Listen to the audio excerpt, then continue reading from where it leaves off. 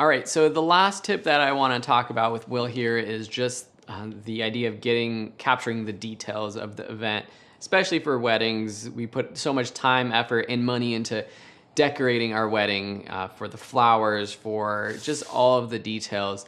So when do you capture these details? Any advice for setting them up, getting a nice shot? I mean, obviously we'll show pictures of this, but you have, our rings, a ring box, flowers.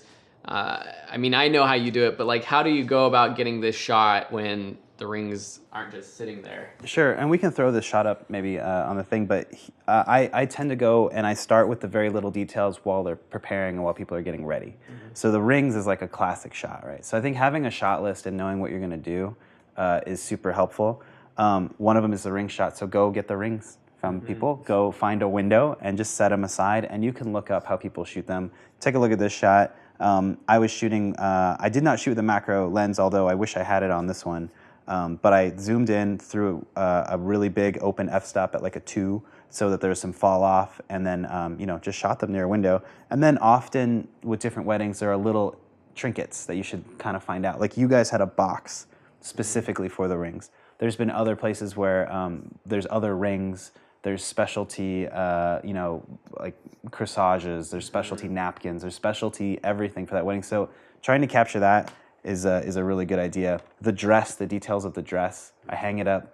You can take a look at Isabel's dress here. I tried to get specific details, and it looks great. And I think having a macro lens is super helpful also. Mm-hmm. And then in addition to the dress, I think for you, I also shot like your bow tie here, getting that specific little detail of what the groom is wearing is also something you should do that I think people forget about. Yeah. But like cufflinks. Yeah, I had another couple who actually put lyrics on the cufflinks and she gave it to him before the wedding. So like I took a shot of that. Little details like that are really great. And then once they're done getting ready, you got all that. Going to the reception if you have time after the ceremony and just getting little things there, because there's place settings, there's name settings, there's signs. All those little things in your downtime to test also your settings is super crucial and great. I mean, and that's tough if you're shooting the wedding by yourself and you're going from the ceremony to maybe taking photos of the couple right after the ceremony before the reception.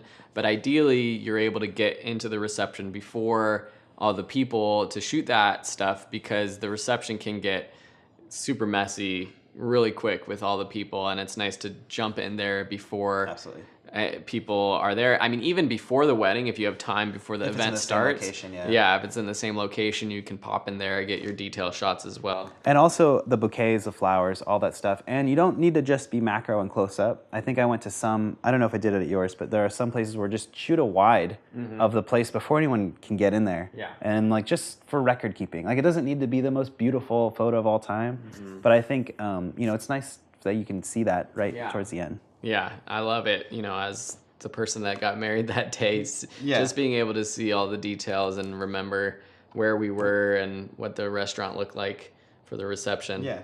So yeah, we'll be sharing a lot of these photos, but cool details. I mean, one of the best things to do is just to look at other photographers.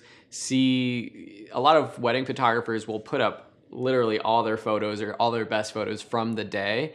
And so look and see what other wedding photographers are doing and make sure that you're trying to capture all those photos. I mean, you mentioned kind of a list: the rings, the bouquet, something for the men, the dress, and it might be worthwhile writing those things down and having a list on the day of to help you get all those shots. Especially you can reference back, put it on your phone, make a little note, put it in your camera bag just to reference. Cool.